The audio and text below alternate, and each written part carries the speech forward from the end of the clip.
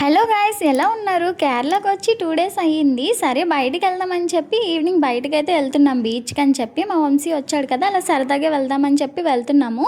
వినాయకుడిని నిమజ్జనం చేయడానికి వచ్చాం కదా, ఆ బీచ్కే వచ్చామన్నమాట. లాస్ట్ వీడియోలో పోస్ట్ చేశాను.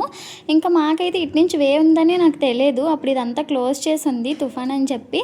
ఇంక ఇటువైపు అయితే మేము అనవసరంగా అవన్నీ దాటుకుంటూ వచ్చామన్నమాట. ఇటువైపు ఈజీగా వచ్చేయచ్చు. నేనైతే కాసేపు అలా ఎంజాయ్ చేస్తూ వీడియోస్ ఫొటోస్ చూసుకున్నాను. నా ఎంజాయ్మెంట్ పక్కన పెడితే మా మోక్షి ఎంజాయ్మెంట్ అయితే వేరే లెవెల్. అసలు ప్రతి వీడియోలో చెప్తాను వాడికి వాటర్ అంటే ఎంత ఇష్టమో. చూసారా ఎలా గెంతుతున్నాడో. మా ఆయనకైతే కొంచెం రెస్ట్ వచ్చింది, ఎందుకంటే మా వంశీయే పాపం హ్యాండిల్ చేశాడు వాడిని. మా వంశీ అసలు ఏం ఎంజాయ్ చేయలేదు, వాడిని పట్టుకునేసరికి సరిపోయింది. నాకైతే అనవసరంగా డైపర్ వేసానేమో అనిపించింది వాడికి. అసలు మొత్తం డ్రెస్ కూడా నేను ఎక్స్ట్రా పట్టుకోలే, జస్ట్ నార్మల్గా చూసి వచ్చేద్దాం అనుకున్నా. ఈడైతే అస్సలు ఆగలేదు.